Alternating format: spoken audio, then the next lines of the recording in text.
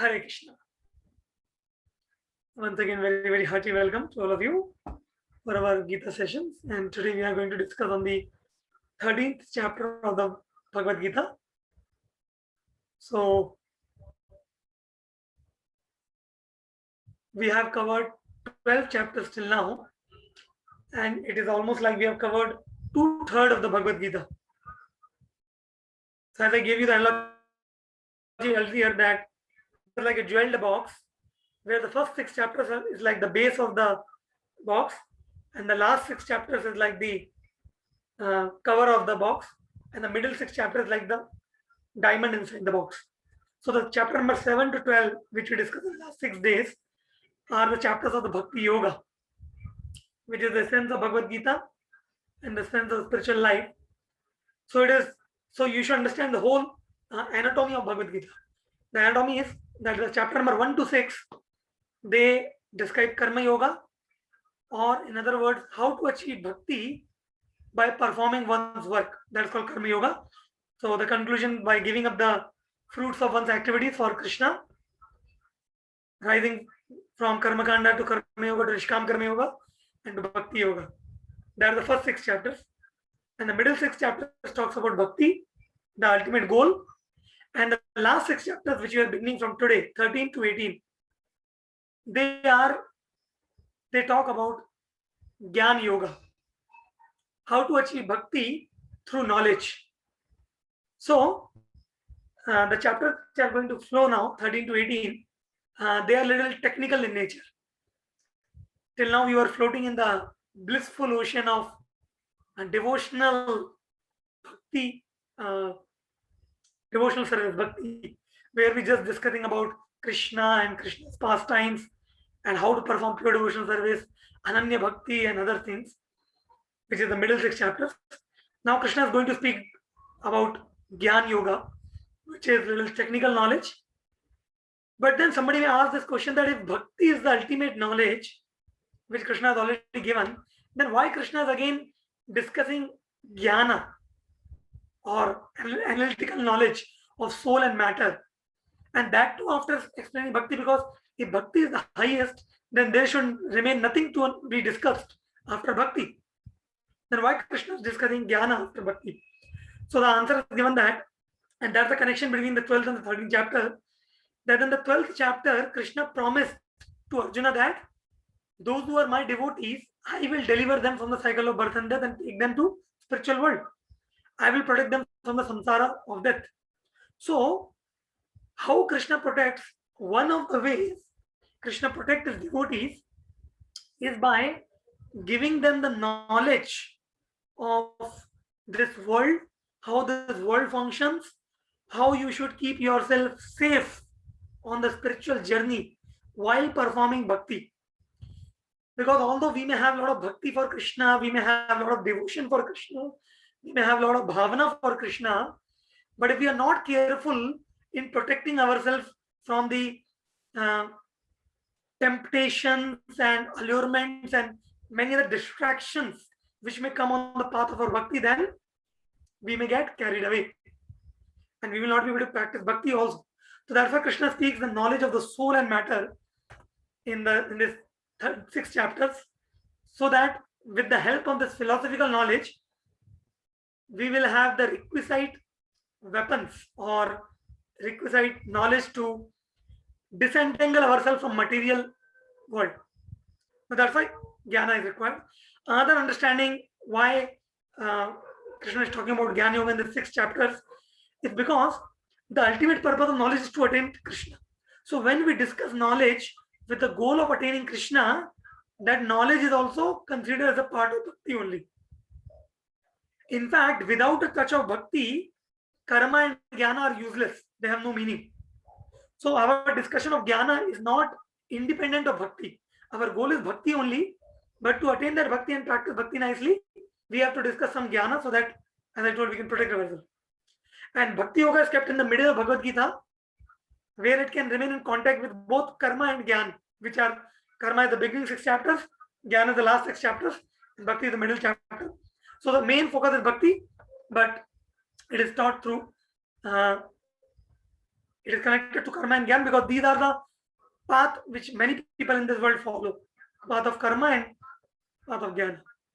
So this whole chapter 13 is the beginning of Jnana Yoga and quite a technical chapter. If you're not attentive. Prabhu, your voice is breaking. Okay, is my voice breaking? Satish, is my voice breaking? It is fine, Raji. Okay, maybe from your side some internet connection problem. Others, is my voice coming clear or is it breaking? It is clear, breaking from my side also. It's clear. It's clear. It's clear Okay, for me. I you can tell me hear. now how it is. Hare Krishna, Krishna Krishna, Hare Hare, Hare Rama, Rama Rama, Hare Hare. Is it clear now? Hare Krishna. Yes. It is clear. It's clear. Yeah, okay. So I don't know whether you heard or not what I told. Prabhu. I was saying that I was explaining why Krishna is speaking jnana in this last 6 chapters, so that we remain protected from the temptation, allurement, and distraction in this world, then with the help of knowledge. And first 6 chapters are karma, last 6 chapters are jnana. Both are connected to bhakti. Bhakti is the central theme, and any knowledge done with the goal of attaining Krishna is also bhakti. And then I was saying that this last 6 chapters are going to be a little technical. So, and we will see how much we can discuss in 1 hour each chapter. And you have to be really attentive, otherwise you will not be able to catch the concepts. But if you can catch it, they will be very helpful. Okay. So this whole chapter 13 is divided into various sections. First section is from verse number 1 to 7, where Arjuna asks some questions, some technical questions. Krishna gives the technical answers. Then Krishna explains from verse number 8 to 12 the items of knowledge. There are 20 items of knowledge. Then verse number 13 to 19, Krishna is going to explain about the soul and super soul, Atma and Paramatma. Verse number 20 to 26, Krishna is going to speak about the material nature and the Purusha, the enjoyer. And 27 to 29 verse, Krishna is going to speak about the vision of a perfected being. And 30 to 35, when a person attains transcendental stage. So we will discuss how it is.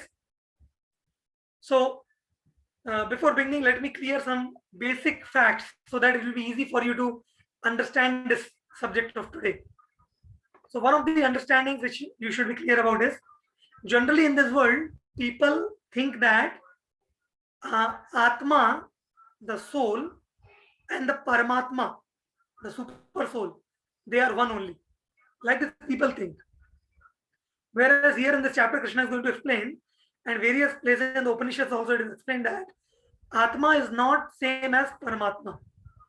In our body, there are 2 souls. One is we ourselves as Atma, and there is one more soul, which is the Supreme Lord as Paramatma, Super Soul. And the Paramatma resides in our heart in the form of Shirodakshay Vishnu, one of the forms of Vishnu, Shankar Chakra Gada Padma. And the size of that Paramatma is like our thumb, this much. And he resides in our heart. This is one understanding. So those people you say, after your liberation, you will become God. Because Atma so Paramatma. Atma hi Paramatma. The people who say this, they know the real philosophy from the Bhagavad Gita. So this is point should be very clear to you. Atma and Paramatma are different. Both are there.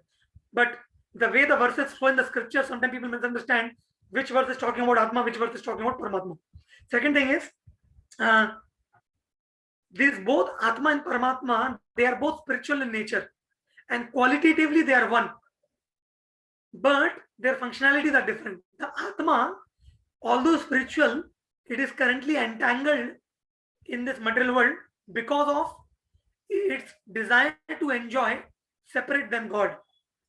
So, one analogy is given in the scriptures about how the Atma and Paramatma are sitting inside the body. So, if you consider our body, the scriptures consider our body like a tree, which has various leaves, branches, twigs, and fruits. And in this tree, there are 2 birds are sitting. One of the birds is busy in eating the fruits of the tree.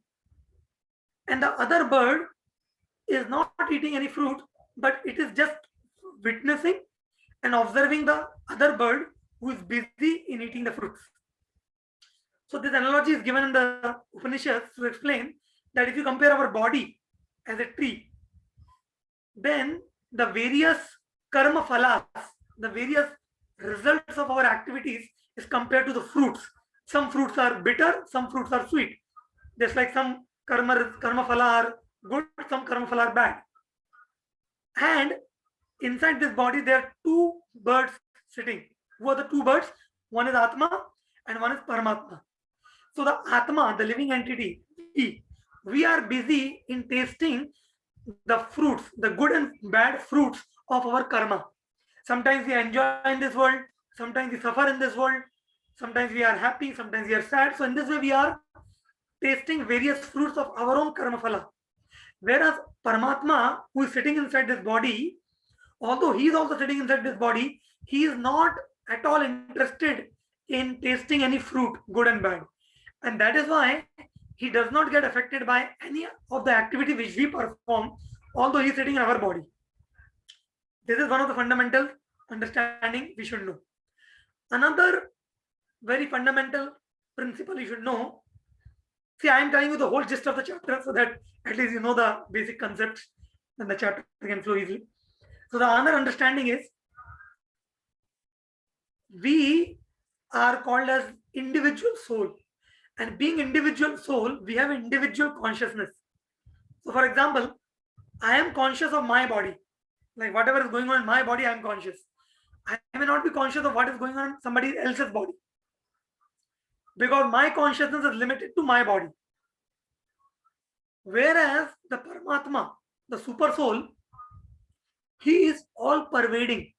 He is situated in everybody's heart.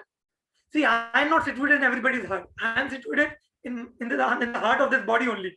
So this body is the field of my activities.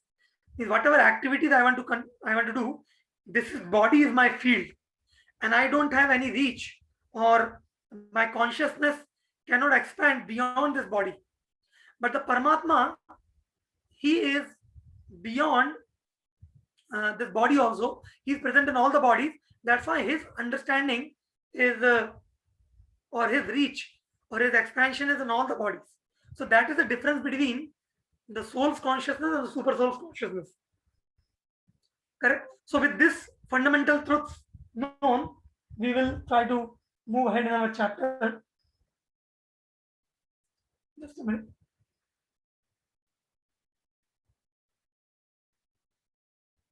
Yeah. So let's move on to the first theme. So in the first verse of this chapter, Arjuna asked this question to Krishna, as you can see here.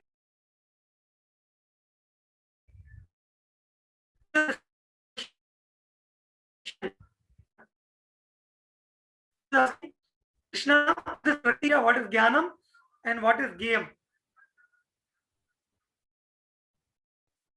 Yeah. So this is the 6 things which Arjuna asked Krishna. So now Krishna is going to answer, and the whole rest of the chapter is answer only. But here it's summary kind of thing is given.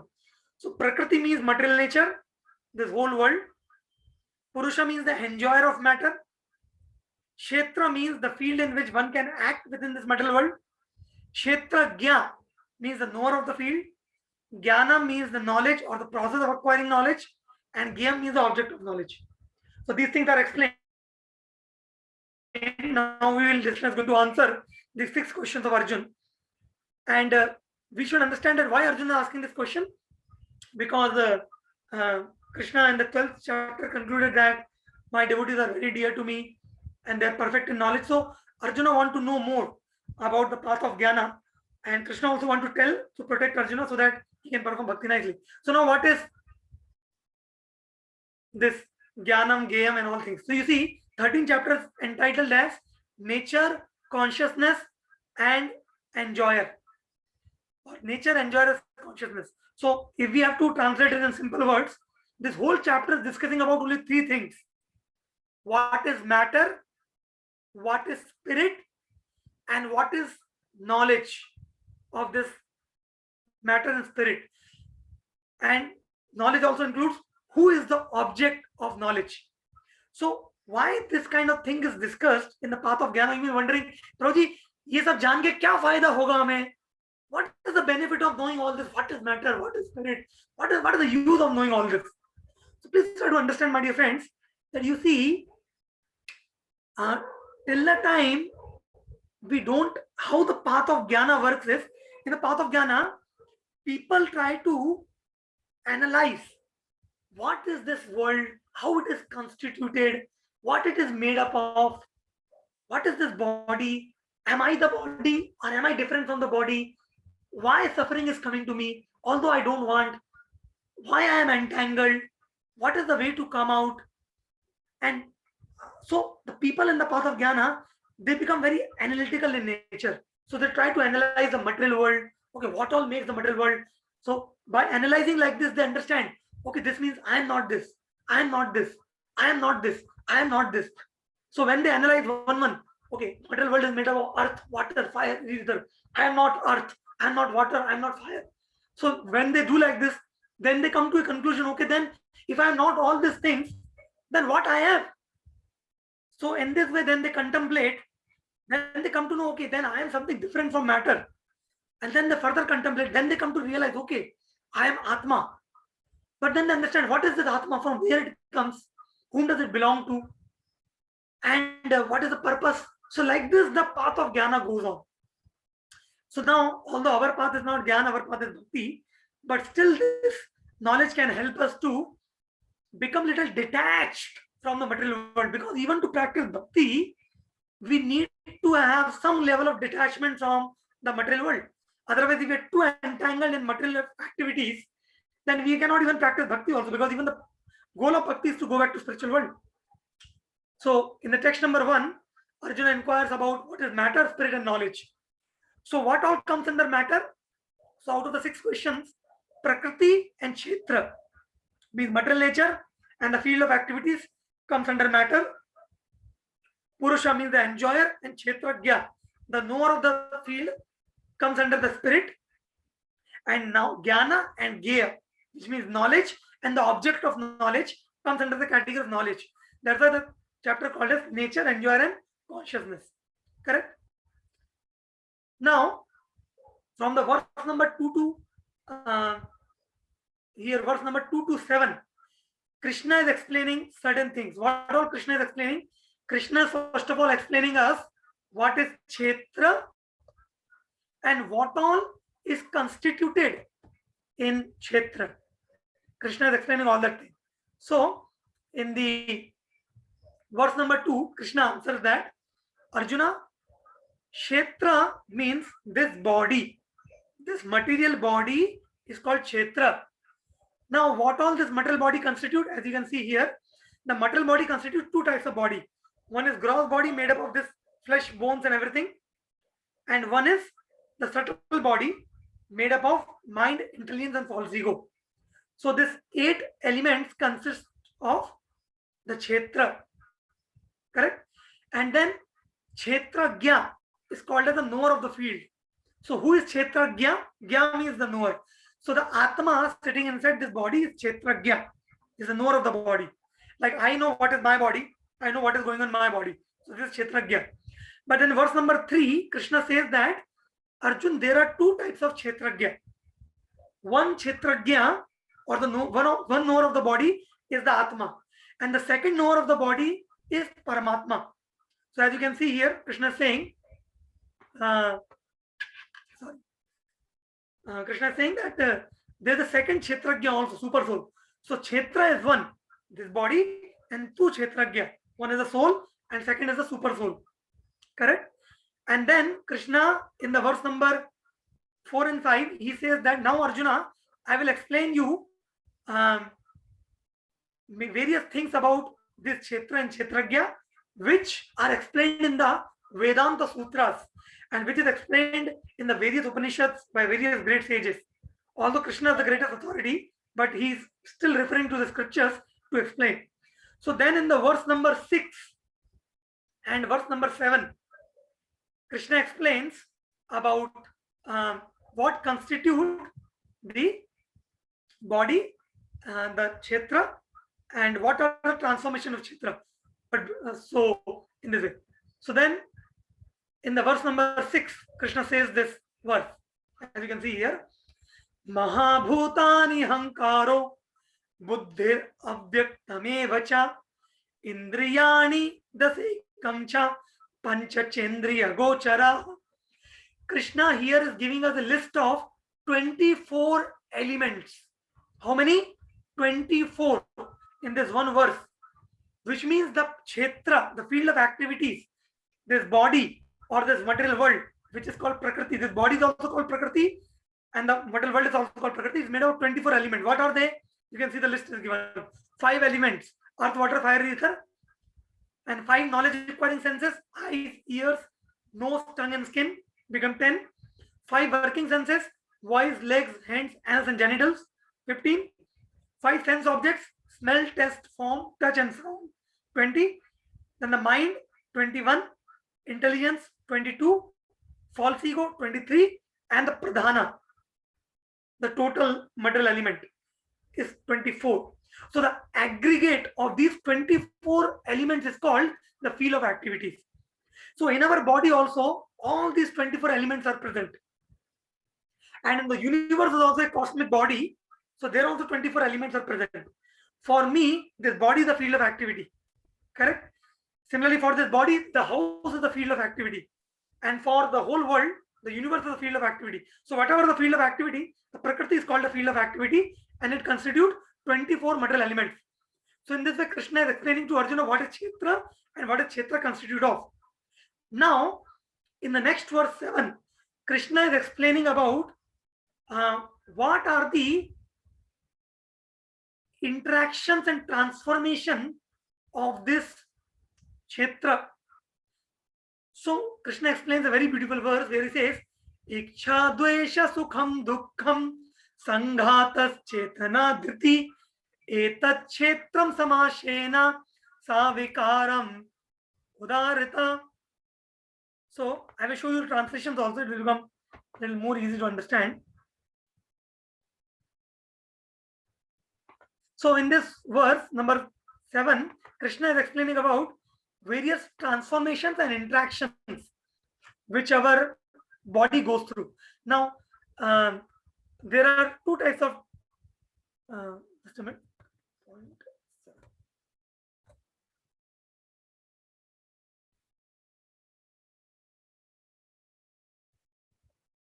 Yeah. Yes, somebody can please read this translation quickly. This is a translation of verse number 6 and 7, which I was describing. Quickly, somebody can read. Prabhuji, can I read? Yes, please, quickly.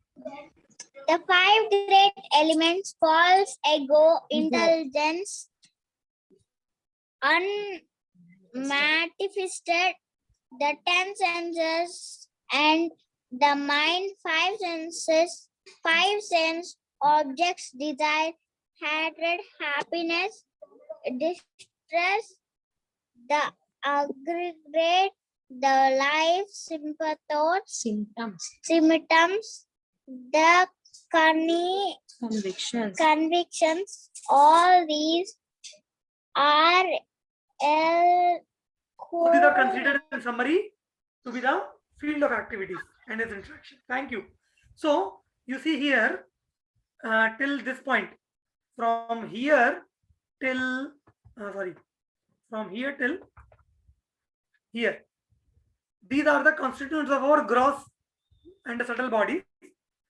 24 elements are coming in this, correct? And then from here onwards, from desire, hatred, happiness, distress, life, symptoms, and convictions, these items are the transformation and interactions of the above 24 elements, which means when our body is constituted of 24 elements, because of this constitution, there are desires, there is hatred, there is happiness, distress, and life, symptoms, and conviction. So the path of jnana, they analyze like this. So they say, because currently we are constituted in this body, because this body is there, these 24 elements are there, that's why you experience desire, that's why you experience happiness or distress. So if you dismantle yourself, if you separate these 24 elements and liberate the soul, then there will be no more desire, hatred, happiness, or life symptoms of conviction. Then you are liberated. Like this, they say. So in this way, they are trying to analyze. Correct? So as you can see here, the qualities of the body and the changes the body undergoes. So you see some people, some persons here angry, some people are showing good emotion with friends, some happy and distressed, like that. So there are two types of transformations in the body. One is on the gross level and one is on the subtle level. So the gross body, this body undergoes 6 types of transformation. What are they? Birth, this means the body takes birth, it grows for some time, and then it maintains for a particular level after coming to age, to a certain age, and at that age it produces byproducts, like we produce children, and then after some time it starts dwindling, it becomes old, and finally it dies. So these 6 stages is undergone by this gross body. These are the transformations of this gross body. And what is the transformation of the subtle body? Mind, intelligence, and ego. The transformation of subtle bodies, desires, hatred, envy, jealousy, love, and all this kind of different emotions and life symptoms and convictions, thinking, feeling, willing. These all are transformation of the subtle body. So what all is going in the existence, my dear friend? Krishna is explaining that according to path of Jnana, it is nothing but Kshetra, 24 elements, and the interaction and transformation of this 24 elements, either in the gross way or in the subtle way.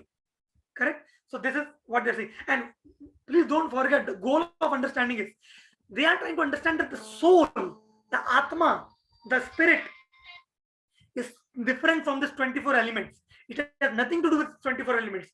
Realization of this fact is the ultimate aim of Jnana. That if you can realize that you are different from this 24 elements and the interactions and transformation of this element, then you have attained the perfect state of Jnana. Now, this is the first section till verse number 7. Now from verse number 8 to 19, Krishna is explaining Jnana and the process of Jnana.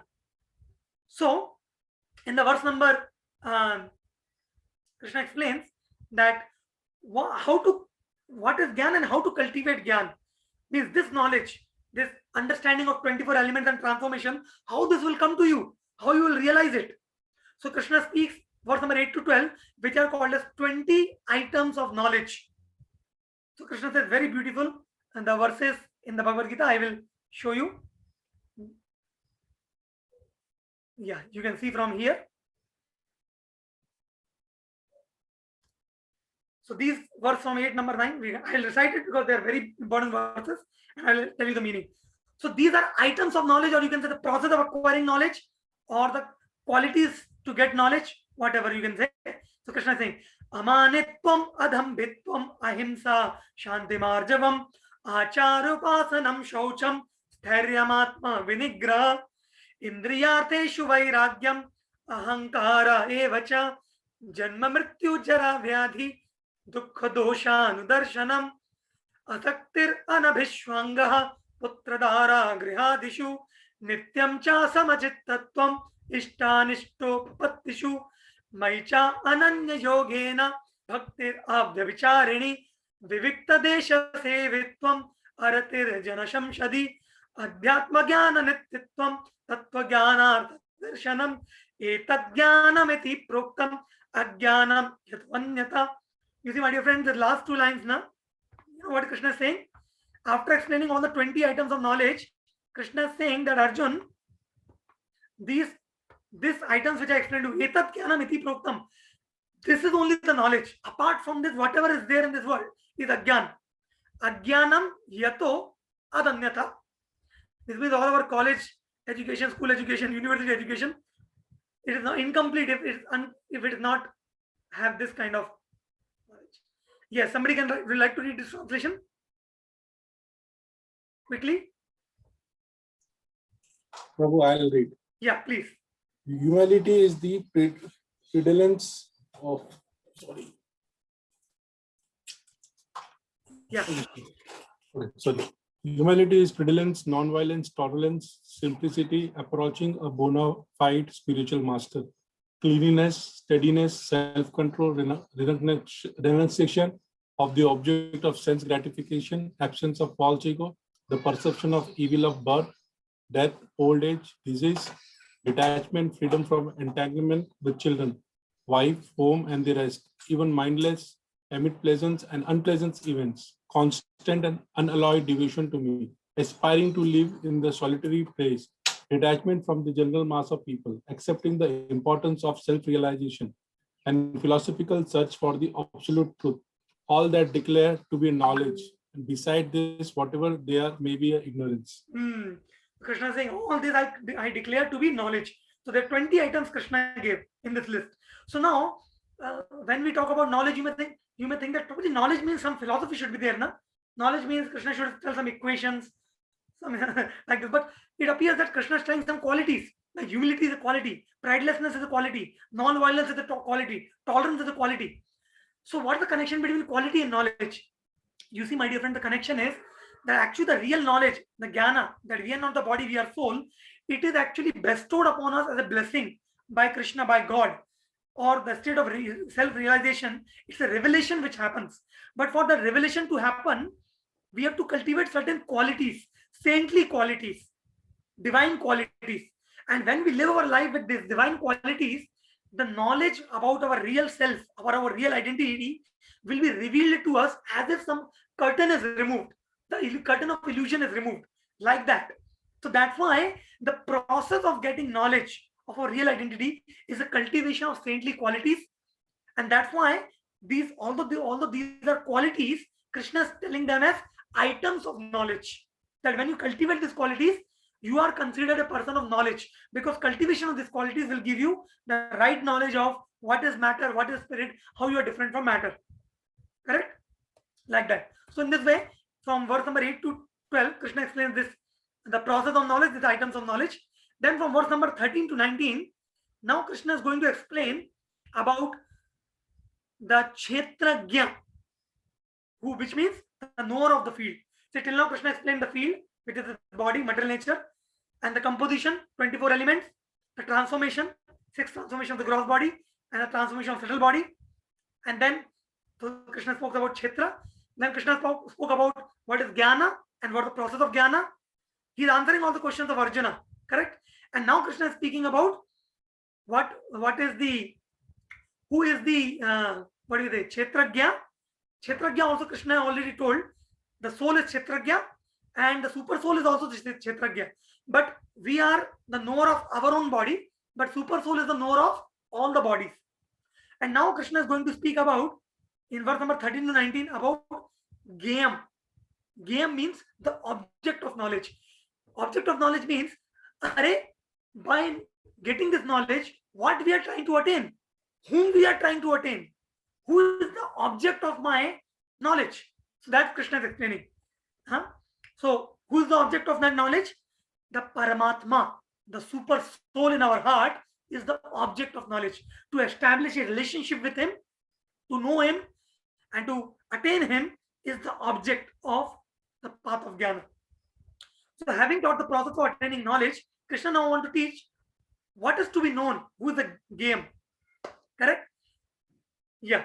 So in the verse number 13, Krishna speaks that by knowing the object of knowledge, which means the game, the super soul, one will attain liberation. That's why attainment of super soul is as good as attainment of liberation. So Krishna speaks in the verse number 13. We will recite this verse, very important verse. See, Krishna is saying, Geyam yattat pravakshyami yajyatvam mritamushnute anadimat param brahma nasattan nasaduchyate. Please focus on the second line. This is important for us. Krishna is saying here that yat gyatva amritam ashnute. If you can understand this super soul knowledge, amritam ashnute, you will get nectar. Nectar means you will get liberation. Understanding of this object of knowledge awards you liberation. Yeah, like that. So then Krishna begins. So and then in the 13th verse, Krishna speaks about one of the object of knowledge or the path of Jnana. One of the object is the soul, because we are analyzing the 24 elements to understand that we are not this, we are not this, we are not 24 elements, we are not mind, we are not intelligence, we are not ego, we are soul. This is the object of, one of the objects of Jnana, to know the soul. And then from verse number 14 onwards, Krishna explains that the super soul is also the object of knowledge. So Krishna speaks about that the super soul is the object of knowledge. Super soul is all pervading, transcendental. It is all reconciling. It is undivided. It is a maintainer. It is a destroyer, and all these things Krishna explained. I will show you just one or two verses. We will not go through all the verses because time is less. So you can see this beautiful verse. Krishna explains about the object of knowledge. Who is he? That person. So Krishna is saying that object of knowledge. How does he look? Sarvata panipadam tat sarvatokshi shiromukam sarvata shrutimaloke sarvam avritta tishtati. Krishna is saying everywhere are his hands and legs, his eyes and heads and faces. He has ears everywhere. In this way, the super soul exists, pervading everything. So this is knowledge is about the object of knowledge, super soul, the game. And then Krishna goes ahead. So you see here transition saying the super soul is the original source of all senses, yet he is without senses. He is unattached, although he is the maintainer of all living beings. He transcends the modes of nature, and at the same time, he is the master of the modes of material nature. In this way, it goes on. I'm just showing the important verses. Yeah, this verse is important for us because here the knowledge is given where does the super soul is there, where we can find him, where it is situated. So it's saying Jyotisham api tat jyotis tamasa paramochyate jnanam geyam jnana gamyam hridhi sarvasyavat vishtitam. So please focus this line. This line is saying us where is the super soul. Hridhi sarvasya vishtitam. The super soul, the object of knowledge, is sitting right inside our hearts. Hridhi. So there he is sitting. So he is the source of all light in all luminous object. He is beyond the darkness of matter, unmanifested. He is knowledge. He is the object of knowledge. He is the goal of knowledge, and he is situated in everyone's heart. See what beautiful thing. He's saying he is knowledge, and yeah. See, he is knowledge. He is the object of knowledge, and he is the goal of knowledge. He is situated in everyone's heart. So we should know super soul is the game. So in this way, verse 13 to 19 explained about the game. Who is to be known from that knowledge. Now in the next section, from verse 20 to 26, now Krishna is going to explain what is Prakriti and what is Purusha. So you see, till now Krishna has discussed Kshetra, which means the material nature, Prakriti, 24 elements, composition of Kshetra, what is made up of, transformation of Kshetra, which means gross and subtle transformation. Then Krishna has discussed about knowledge, what is knowledge and 20 items of knowledge. And then Krishna has discussed about the object of knowledge, super soul. And now Krishna is discussing about Purusha, because that is also one of the questions of Arjuna, Purusha and Prakriti. So Prakriti already discussed this material nature, 24 elements. Now Krishna is discussing about Purusha. But to understand Purusha, or Purusha means, Purusha doesn't mean male. The Sanskrit meaning of word Purusha means enjoyer. Enjoyer. One who wants to enjoy is called as a Purusha in Sanskrit. So now please understand one fundamental concept before going ahead. The only real Purusha in this world is God. The scriptures say, Ekala Ishvara Krishna Har Sabhritya. The real enjoyer, the real Purusha is only God. The Atma, the living entity, in their constitutional position, they are Prakriti only. They are nature. They are not Purusha. So you can understand that Purusha is like the enjoyer. Prakriti is enjoyed. Or just like in this world, we have male and female. Na? Males we call as Purush and females we call as Stri or Prakriti. Similarly, but actually in this material world, to tell somebody as Purush and somebody as Prakriti or Stri is a temporary designation. In the real constitution position of the soul, everybody is Prakriti. Some soul may be sitting in a body of a male. Some soul may be sitting in a body of a female. But soul in his constitutional position is Prakriti. It is feminine. Now the understanding of feminine is not what we understand in this world. It's in context of that the Prakriti is a dependable, its existence is dependable on the Purusha. That's why Krishna or the Purusha is called as Nirapeksha Satya, the independent existential truth, the absolute truth. And the living entity is called as Sapeksha Satya. Sapeksha Satya means, although we are also eternal, but our existence is dependent upon the existence of God, Krishna. Whereas Krishna's existence is independent of anybody else's existence.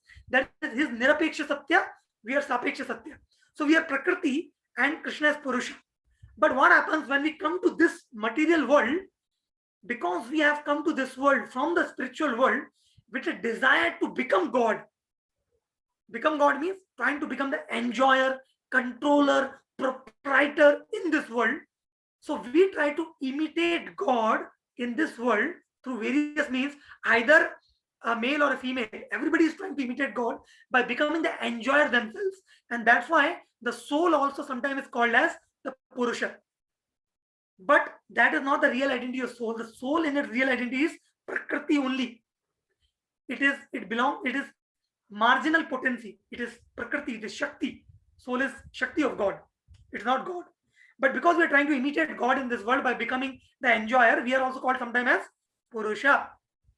Now, please understand one more concept, that there are two types of Purusha.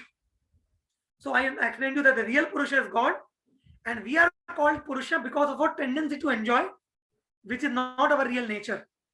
Now, because we are not real Purusha, when we try to enjoy the material world, the material elements, the Prakriti, in our effort to enjoy the material world, we become entangled in this world.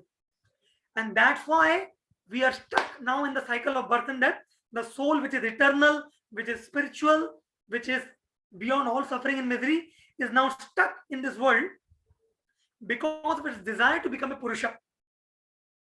So this Purusha, the soul Purusha, is a tiny Purusha, enjoyer, who comes under the control of material nature, Maya.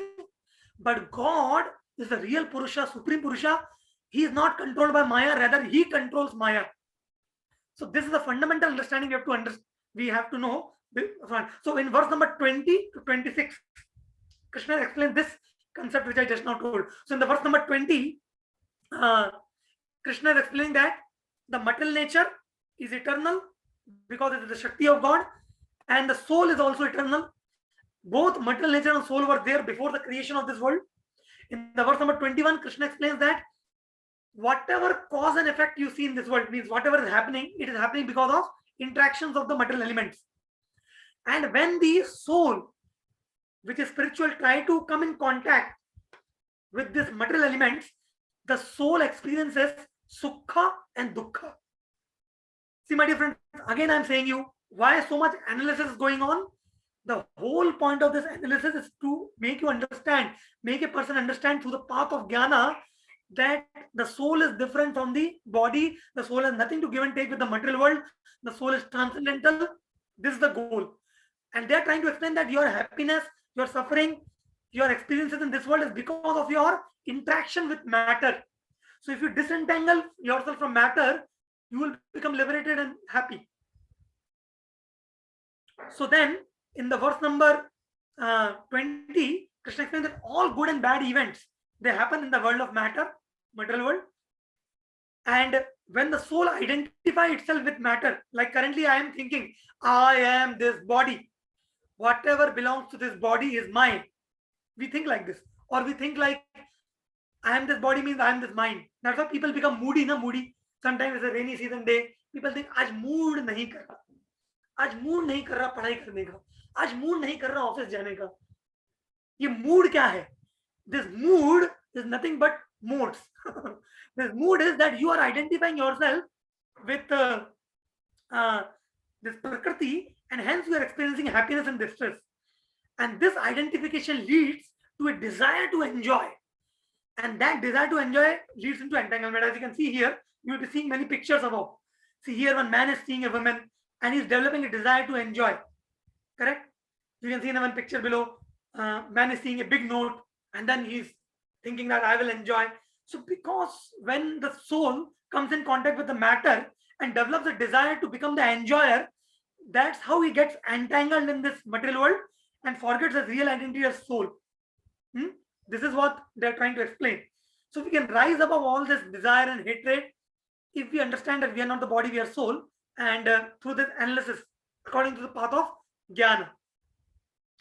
And the verse number 22 is a very important verse, which says the same concept that the jiva is entangled because of a desire to enjoy.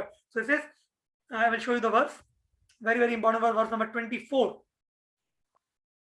Whenever I say some important verse, you can note down so that at least later when you go to your, when you're free time, you can always refer those verses. It's not verse number 24, verse number 22 actually. Sorry. Yeah, see here. See Krishna saying, Purusha prakritisto hi bhumte prakritijan gunan karanam guna sangasya sad asad yoni janmashu. See here the verse, very important for us, is sad asad yoni. We, being stuck in the cycle of birth and death, are transmigrating, taking different bodies, sometimes good bodies, sometimes bad bodies. Sad asad yoni. Why? Because of our bhumte prakriti jan gunan. Bhumte prakriti means because of a desire to enjoy the prakriti, the nature. See, prakriti is God's property. The understanding that prakriti is God's property, but when you try to enjoy God's property without his permission, then you become like Ravan. Just like Ravan wanted to enjoy Mother Sita. Correct? Ravana wanted to enjoy Mother Sita, who is the property of Lord Rama. So then what happens to Ravana? He got into big trouble. His whole dynasty got finished. He also got finished. Similarly, this whole creation, it is whose property? Is it your property, my property? No, it's God's property. So when we try to enjoy anything in this world, independent of God, independent of acknowledging that it belongs to God, let me utilize in service of God and with his permission, I should use it. Then we try to become false enjoyers, and that's how we become entangled in this world. That's why, and then we have to rotate in the cycle of birth and death. So see what the translation is saying here. The translation is saying the living entity in the material nature thus follows the ways of life, enjoying the three modes of nature. This is due to his association with the material nature. Thus he meets good and evil among various species. So in this way we are going on in life after life after life after life in different species. So in this way we are entangled. Yeah. So we should know that Krishna is the second type of Purusha, super soul. And then in the verse number 24, Krishna says that this Purusha, the soul, which is entangled in this world, this is one Purusha. Second Purusha, the super soul, which Krishna says in the verse number 23. Krishna says that that apart from this Purusha who is trying to enjoy this world, see what Krishna is saying. There is a translation of verse number 23. Yet in this body there is another, a transcendental enjoyer, who is the Lord, the supreme proprietor, who exists as the overseer, permitter, who is known as super soul. Very beautiful verse. Upadrashta anumanta cha bharta bhokta maheshwara paramatmeti chapi yukto. See, Krishna is clearly giving the name also. Paramatmeti. The name is also mentioned. Paramatmeti chapi yukto dehismin purusha para. So Krishna is speaking that Paramatma is a real enjoyer, but soul is not the real enjoyer. But people misunderstand Paramatma as Atma. That's how they mistake. They think that because we are only the Paramatma, so we only can enjoy. And then Krishna is saying that if you know this philosophy, my dear friends, that Atma and Paramatma are different. Atma is entangled, Paramatma is never entangled. You know what will happen? If you understand this philosophy, if you realize this philosophy, the fruit is that knowing this fact will become the cause of your liberation from this world. Haribo! Isn't it a good news? So one can achieve this. If one can achieve this understanding, then he will become liberated. And then in the verse number 25, Krishna says that one can attain this understanding through different ways of yoga, which we have explained earlier, na? Karma yoga, Nishkam Karma yoga, Ashtang yoga, Dhyan yoga. And this chapter is talking about Gyan yoga. And we discussed Bhakti yoga. All these yoga practices have to come to this conclusion only, that the Lord is the supreme enjoyer, I am a servant. And in the verse number 26, Krishna says, out of all the yogas, again Krishna is saying that the path of Bhakti yoga is the best way to realize this knowledge. Even though Krishna is explaining Gyan, but he is coming back to saying that Bhakti yoga process only, through Bhakti yoga you can very easily realize this knowledge. So see the translation of the verse number 26. See this verse number 26, Krishna is saying, Anyeto evam ajananta shutvan ye vyopasate तेपि च तिर तेपि च aditaranti eva mrityum suti parayana. Krishna saying again, there are those who, although not conversant in spiritual knowledge, means they don't have all this technical knowledge of jnana, 24 elements, this, that, they are not into so much, but what they do, you see here what Krishna is saying. There's hope for us. They begin to worship the Supreme Person upon hearing about him from others. Because of their tendency to hear from authorities, they also transcend the path of birth and death. So, my dear friends, this is the hope for us. We may not be very technically, spiritually, scholarly astute to understand all this technicality, but if we can just learn to hear about Krishna and Krishna's pastimes, hear Krishna's emphasizing here the quality of hearing. So, if like you are hearing Bhagavad Gita, this is called the path of bhakti. So you can realize the same goal which the Gyanis realize through the path of bhakti by simply hearing about Krishna. Correct? Like that. So this is what Krishna explained in the till verse number 26. And then the last section of this chapter, from verse number 27 to 35, Krishna explains two things. One is the transcendental position and what is the vision of a transcendental person. See, Krishna has explained this in the chapter number 5 also. Again, Krishna is repeating that. So as you can see here in the slide, in the verse number 27, Krishna explained that a person who has got this knowledge, what is Kshetra, what does the Kshetra constitute, the 24 elements, what is the transformation, gross and subtle, what is Jnana, what is process of Jnana, what is Gayam, what is Purusha, all this one who has understand what happened to such a person, he's saying the realized person can distinguish spirit and matter in all circumstances. So you will get eyes to understand what is matter and what is spirit. You will clearly distinguish. And what will happen? The result of that, you will be able to see the indestructible super soul always accompanying you. You will realize that within my heart, Lord is sitting. Just like you are seeing this photo. See, in this photo, you will see the self-realized person. He is seeing the presence of God, Paramatma, in the heart of everybody. He gets such a vision because he understands everything is happening in this world is, because of the presence of Paramatma. And thus, if you are able to see the super soul everywhere, just like I told in the Virat Purusha chapter that if you understand Virat Purusha is everywhere, you will never do anything wrong. You will live in integrity. Similarly, a person who understands Jnana, he sees the presence of Lord in everybody's heart. So he cannot disrespect anybody. He cannot mistreat anybody. He will be very careful in dealing with everybody because he knows the Lord is sitting in everybody's heart. Like that. So that's what is spoken here. So in the verse number 27, the understanding of spirit and matter is given that everything in this world is just going on by the combination of Purusha and Prakriti, which means the living entity and soul. Everything you see, this world is made up of only two things, matter and spirit. And knowledge means to know what is matter, what is spirit, and the controller of both matter and spirit. So you can remember this with a simple acronym called MSC. Many people do MSc and MSc Math, MSc Chemistry, MSc Physics. MSc, matter, spirit, and C means controller of both matter and spirit. Like that. And then in the verse number 30 to 35, Krishna says that those who develop such a vision, who is able to see Paramatma in the heart of everybody and thus never degrade, no selfish desire can affect them when they are in this stage, then in such a stage a person attains transcendental position. As you can see here, you are seeing this picture on the right hand side. You will see you can see in the using my cursor, here is Krishna's lotus feet, which shows that Krishna is above the man. And the three ladies, they are the three modes of nature: Sattva-guna, Rajoguna, and Tamoguna. They are called Prakriti, material nature, personified. And this material nature is controlling like Katputlis all the people in this world because of their desire to enjoy. So as long as we are sitting in the material body, we have various desire to enjoy. Because of the desire, we are entangled, and thus the material nature is controlling us. But Krishna is above it. So we have to spiritualize ourselves. So they are saying that understand this philosophy. Then by realization, through contemplation, through analysis, you will detach yourself from matter within. You will no more consider yourself as an enjoyer.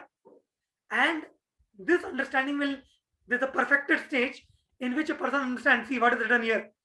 A person understands that when you perform actions in this world, he understands that the body acts in this world. The living entity is distinct from the field of activity, and the living entity is never mixed with the body. This means although a person may be eating, sleeping, going around doing activities, he is not entangled while doing these activities. This is the culmination of Gyan. This is the culmination of knowledge. Although performing all activity, the person who attains this state, he is never entangled. And the analogy is given as two analogies. One analogy is of the sky and the sun. Like just like the sky is everywhere. Even in the room where I am sitting, sky is there. It's all pervading. But sky, although everywhere, does not get mixed with anything. Correct? So in this way, a person who understands that he is separate from the body, although he may perform all the activity, he never gets entangled. And the second example is given of the sun in one place, he spreads sunlight everywhere. Similarly,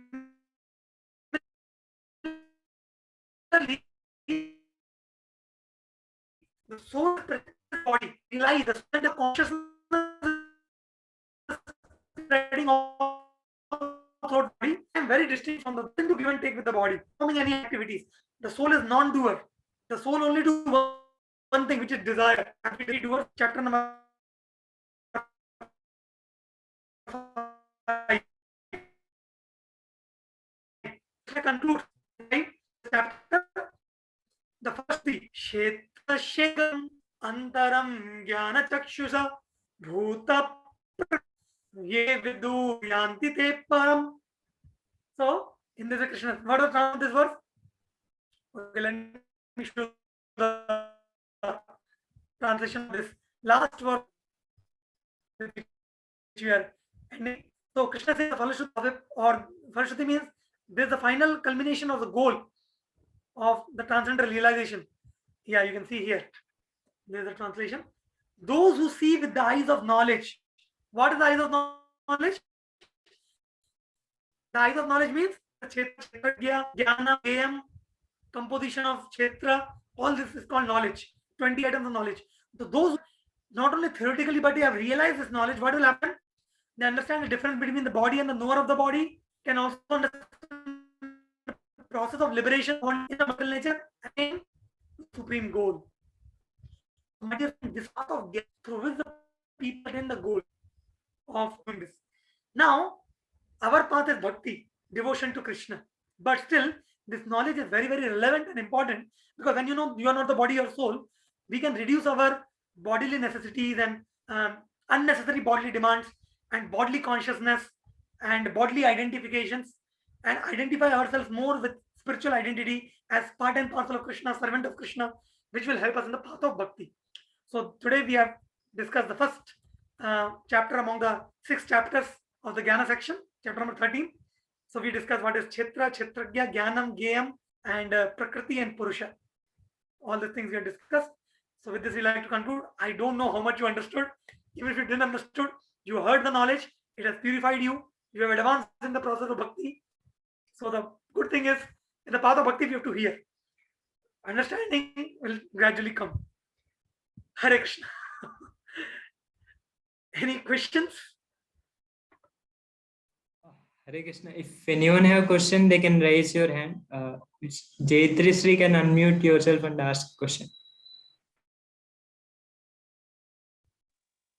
Prabhuji, is Prakriti and material world both are same or they are different? Yeah, material world and Prakriti, they are same because Prakriti and material world in English, Prakriti is known as material world. So they are made, so the whole material world is made up of 24 elements. So they are same. Okay?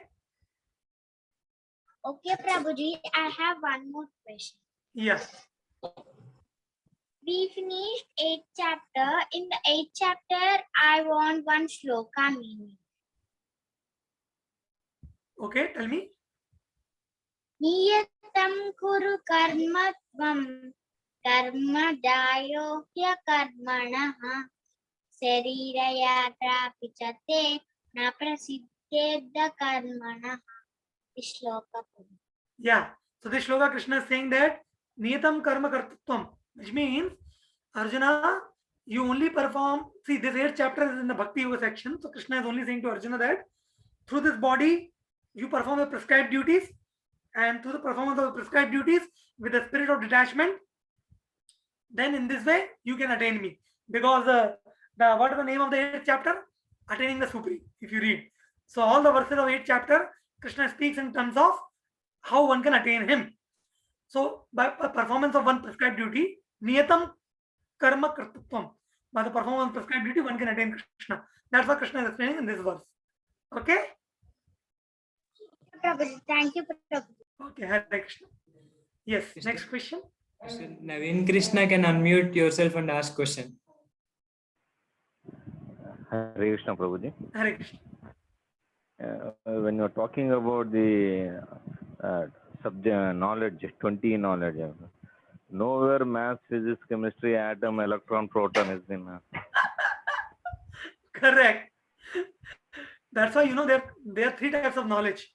There's something called as avidya, there's something called as paravidya, and something called as aparavidya. So what you study in your schools and college is, so avidya means the knowledge of matter is called as avidya, and the knowledge of spirit is called as paravidya, and knowledge of both spirit and matter is called aparavidya. So what we are taught in our schools and colleges and universities is only the knowledge of matter. You see, all the branches of physics, chemistry, biology, what all they talk? They only talk about matter. So everything is avidya. Whole life we study avidya only. Just imagine.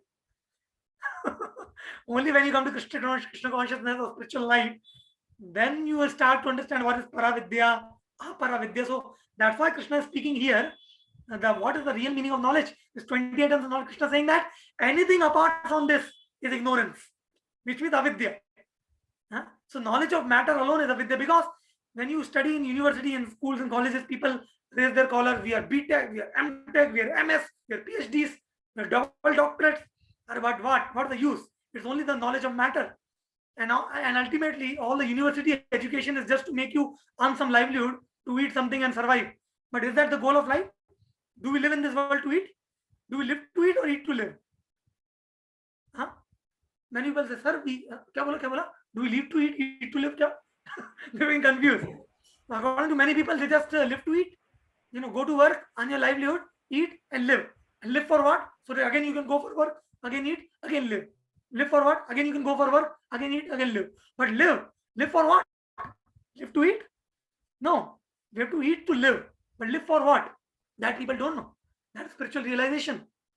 So that's why Krishna told that this 20 items is the items of knowledge. And apart from that, everything is ignorance. Okay, Naveen Krishna ji, or? Thank you, Prabhuji. Thank you. That does not mean that we should not do our studies of schools and colleges. That's not what we are trying to say here. But we should understand that apart from our schools and college studies, we should also cultivate real knowledge, spiritual knowledge. The next question. Prabhuji, this is Rakesh. Somebody has raised hand before that. Okay. Miss Mohini Chauhan can unmute yourself and ask question. Hare Krishna, Guruji. Am I audible? Yes. Guruji, I have 2 questions. From text 8 to 12, when we talk about knowledge and quality, about some people are blessed with such quality we learn from our parents, like the cleanliness, tolerance, and non-violence, simplicity. Few things we do learn from our parents. But what about those people who doesn't have such quality and one who wants to attain such quality and knowledge, what one should do? Okay, good question. Yeah, that's a very true fact that some people are blessed from their birth onwards only with these divine qualities. So the answer Krishna is going to give in the 16th chapter, where Krishna will explain that in this world there are 2 kinds of people. They categorize in the as Sura and Asura, divine and demonic, Asuri Sampat and Devi Sampat. So some people are born with divine qualities and some people are born with demonic qualities or without these qualities. So they are categorized in demonic, who lacks these qualities. And then somebody may say, but why some people are blessed with these qualities and some people are not blessed? Is God partial? So no, God is not partial. Some people are blessed because from their Purva Janma, karma, they have now in this birth, they have carried these qualities because of their activities from the previous life. Now, those who are blessed, they can easily follow these qualities, and thus they can advance in spiritual life very nicely. But those who don't have these qualities, they need not to become morose or disheartened, but they can understand that, okay, maybe because of my Purva Janma Karma, I may not have this quality by nature, but then in this life I can make some endeavor to cultivate these qualities. And how to cultivate this quality? So by coming in contact with devotees and learning the spiritual science and paying interest, and because we don't have this quality naturally, it is going to be surely a struggle for these kind of people to cultivate them and put into practice. But then that struggle or that endeavor is worthwhile, because if they endeavor to practice these qualities, either they will be able to develop in this life and understand the goal of knowledge, or if they are not able to fully develop these qualities in this life, and because of their good endeavor, the subsequent lives, they will have such births where these qualities will be naturally in them, and then they will advance in spiritual life more further, more easily. But it still depends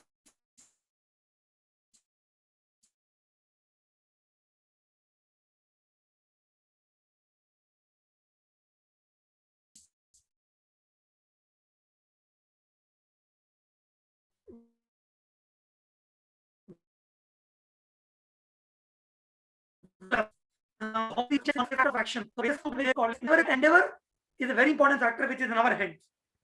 So just because I have not got these qualities by birth or naturally, I should not make it an excuse to not try to develop these qualities. I should, to the best of my ability, should try to develop them, practice them, apply them, and surely we may struggle, we may fail, we may struggle to practice, but the end result will be very good. Either in this life you will become perfect, or in subsequent life you will become perfect. Is that answer your question? Guruji, but if we have that quality, and then if we are human and if we have to share our life with our partner, and our partner doesn't have this quality, so what happens is there are point of arguments, because then two different human beings with two different nature comes together, it becomes little difficult. So if one person has that quality and second person doesn't have that, and that person doesn't want to cultivate that knowledge, so how can one person, because if one person is tolerant, is nice, is down to earth, it becomes little difficult for the person to not see that quality in the opposite person. So Okay. how can we be very nice and gentle and try to make that person nice by not saying anything, but just we obviously we want that person to be in our life, but they don't have that kind of knowledge, or maybe they didn't had that kind of lifestyle before. Okay, What we should do? I understood your question. Uh, Actually, your question is in relation to, generally what happens, and what I have heard from many people, many of the families whom I in touch with and I guide, that many times such kind of problems comes between families, especially between husband and wife, and the nature doesn't match or expectations are like that. So actually, one thing we should always know, that if we are in any family or in any relationship like husband and wife or whatever, we should never, if the other person doesn't have that quality, then we should not become too much judgmental and completely give up hope and say that, oh, this person is completely useless, he's never going to change, my life is going to be miserable only and I cannot do anything. No, not like that. We have to live by the principles of dharma, which says that what we can do in that situation. Maybe we may not be able to change that person immediately, but then there are certain things which we can do. For example, like in our society, there are cases of many families. Sometimes say the boy is a devotee and he gets married to a girl who is not a devotee. So then it's incompatibility. When they come together in a marriage and they start living together, they find that their taste and their likings and dislikings are very different. One is a devotee, serious devotee, want to practice spiritual life. One is not so serious. Or it may opposite happen, that the girl may be very serious in spiritual life and the boy may not be serious in spiritual life. So then again there's incompatibility. So the solution is not to separate or divorce or just don't talk to each other or just think that, oh, you are like this only, or blame others and fight and have a cold war. These are not the solution. The solution is that from both the sides, people have to learn to bend a little bit. One who is too much spiritually inclined and he's seeing his partner is not so much spiritually inclined, then the spiritually inclined person has to bend a little bit towards the material side and understand the material needs of his partner, so that the family life can smoothly go on. Because if we live our family life, Krishna will be happy, because he has only created the system. Similarly, the person who is too much materially oriented, he also has to understand the spiritual side of his partner, and he also has to bend his material side to accommodate the spiritual side of his partner, so that the family life can go on peacefully. So first thing is required in a peaceful family life is both have to bend a little bit. We have to reduce our egos. If we don't do that, the life will become too much miserable, ego clashes. So that's why, I've seen in home also, my sister is there and my brother. So they have their families, so because I am never married, so I keep asking them, what are the experience of family life? There's only one thing only. They only say one word. They say adjustment. This is their sutra. This is a secret. So I don't thank you very much for giving me this realization. Without going through that, only I am understanding.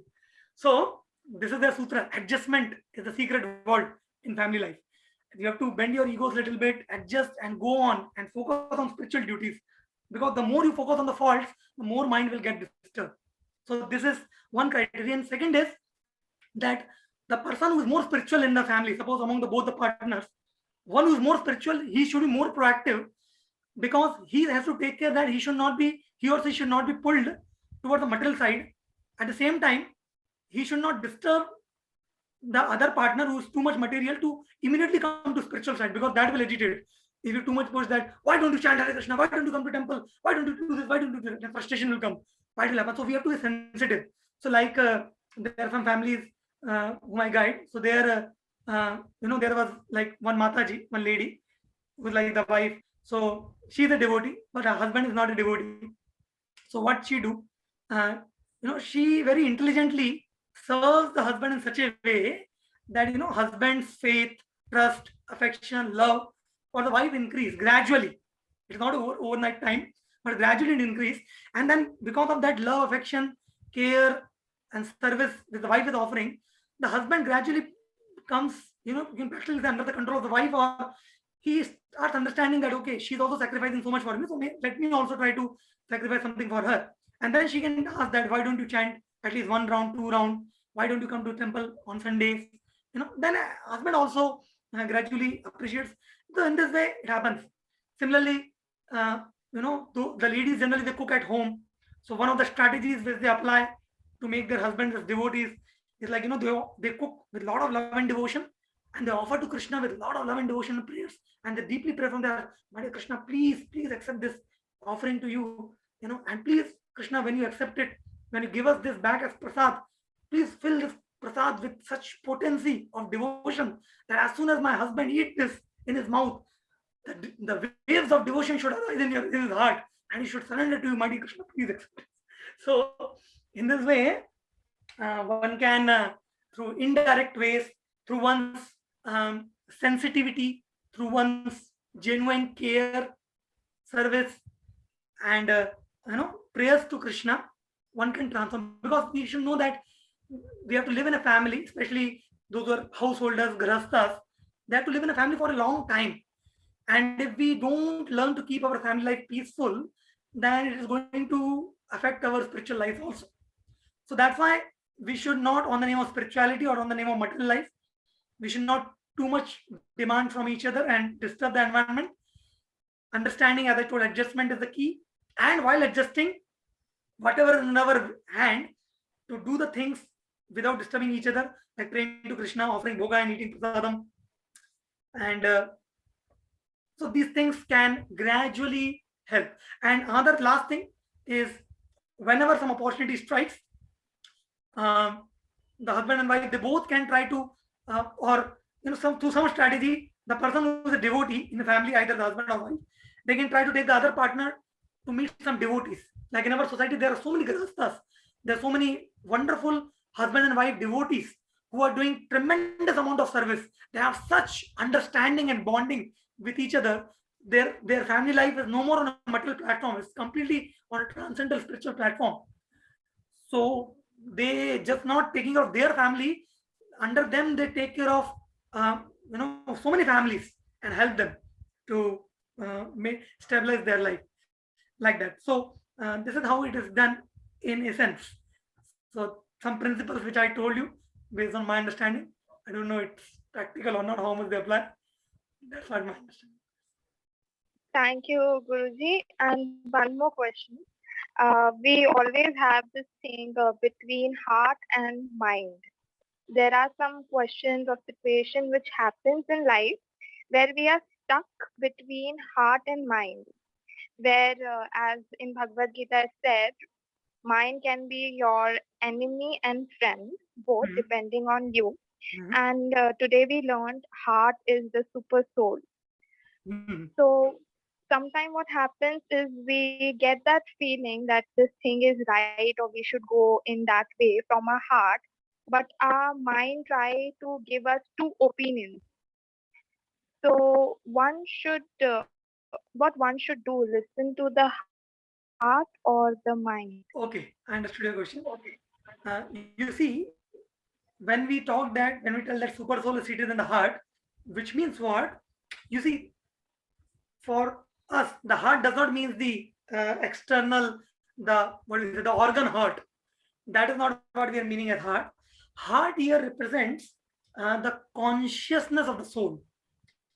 So when the soul is very pure in nature, the soul has a quality is called as chit, sat, chit, anand. So chit means knowledge, where the soul is completely conscious of its constitutional position as a servant of God.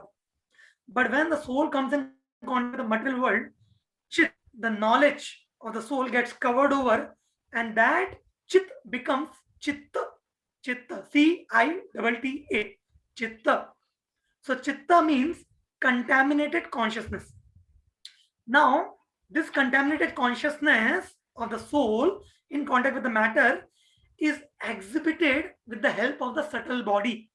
That's why I told when I was explaining about the transformation of the kshetra, which means the subtle transformation.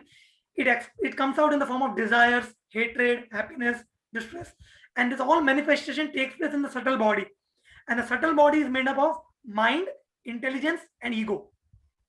So the heart represents the chitta, the contaminated consciousness of the soul, and that contaminated consciousness generates desires, hatred, and other things which are manifested through our subtle body, which is mind, intelligence, and ego. So now, when you are getting two types of different thoughts in your mind, both are opposite thoughts. They are basically a tug of war between your mind and intelligence, which is a part of your subtle body, which are representing the desires of your contaminated consciousness, chitta. So your mind try to say something, and then your intelligence try to say some other thing.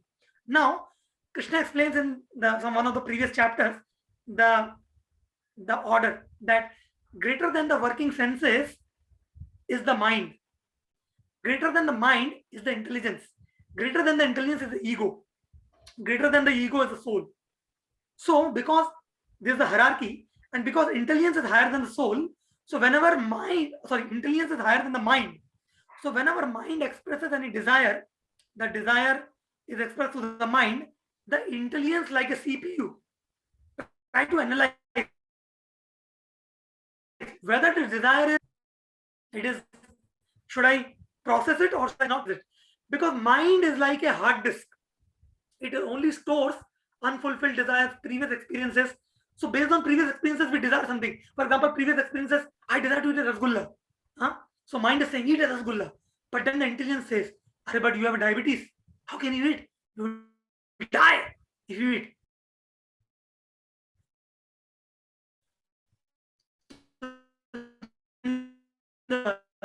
If our intelligence is strong, mind will increase. So in this way, both intelligence and mind always goes in a tug of the intelligence. That's the solution. So Krishna also spoke in the second chapter that through steady intelligence you can fix the mind. In the third chapter again, when Krishna was talking about lust, how to conquer lust, Krishna spoke to deliberate spiritual intelligence. One can conquer lust. So similarly, lust means want to fulfill our unfulfilled desire. So Mind expresses a lot of desire from the desire plane, from the plane of contaminated consciousness, chitta. But if our intelligence, so currently when we are in material life, our intelligence has become so weak that it is completely under the control of our mind. So that's why we become moody and just whatever mind says, we just follow blindly. So that's why we really want to make proper decision. You have to make intelligence strong. And how you make intelligence strong? So in the food, anything you want to make strong, you have to give food. You want to make body strong, you have to eat food. Correct? Similarly, the food for the intelligence is knowledge. So when you hear knowledge, and especially transcendental knowledge, spiritual wisdom, then by regularly hearing the intelligence is as if we are going to intelligence gym, lifting weights. So the intelligence becomes strong, the wisdom increase. And then when your mind says, hey, I want to do this, immediately your intelligence will say, shut up. You're nonsense. You are not allowed to do this. And then you can control your mind and you can save yourself from a lot of troubles. So that's why the secret to control mind and to make proper decision is to strengthen the intelligence through spiritual wisdom and like that. So discrimination and determination, both are required. By cultivation of knowledge, you will get discrimination. What is right, what is wrong, what to do, what not to do. But one more thing which I'll add, that in this world, many times there are people who know what is right, who have that discrimination. But still, even after knowing what is right, people still do wrong. Why? Because they don't have the required determination to do the right. They know this is the right thing. I should do it. I should not do that thing that is wrong. But even after knowing, people do the wrong. Why? Determination is not there. So discrimination alone is not sufficient. Determination also we need. And you will develop determination by chanting Hare Krishna. This chanting Hare Krishna is such an important process. It will develop your willpower like anything.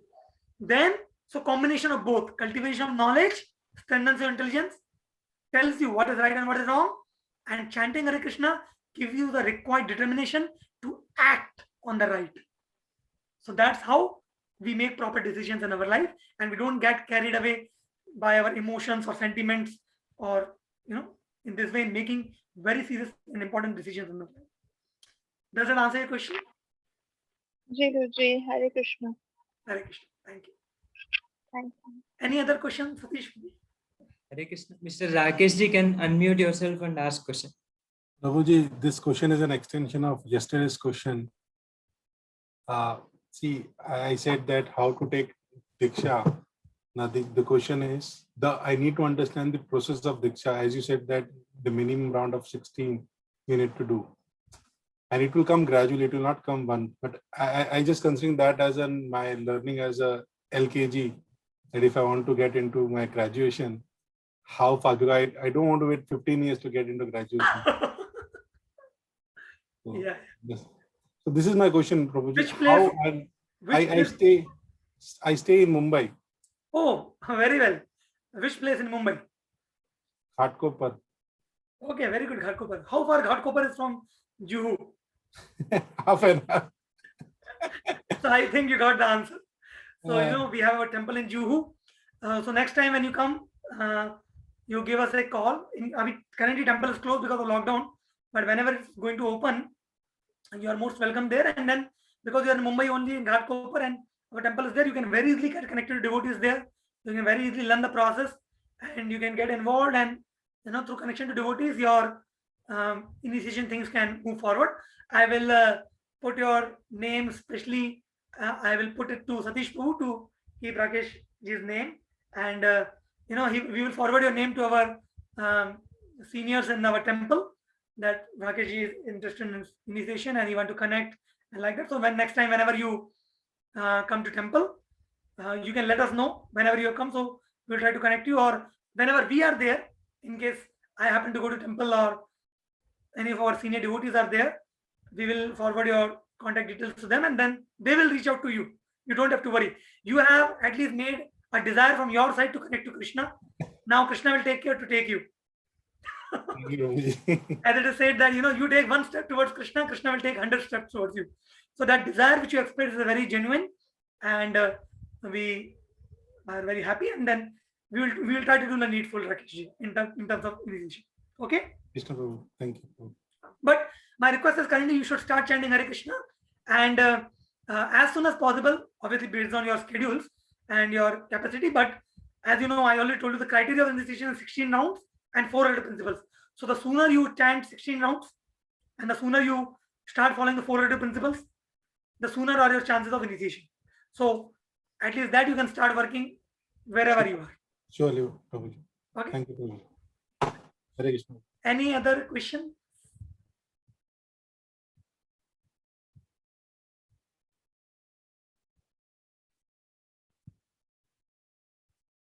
If anyone have question, they can unmute yourself and ask the question.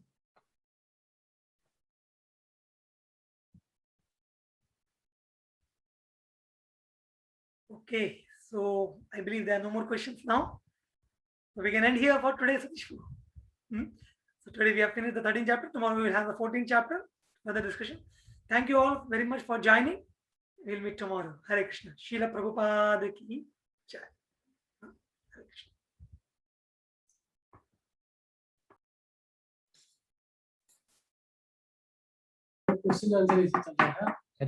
Hare Krishna. Thank you all for joining today. So tomorrow we'll meet again at 7:45 for mantra meditation. And quiz link will be kept in the WhatsApp group. You can attempt the quiz. Hare Krishna. Hare Krishna.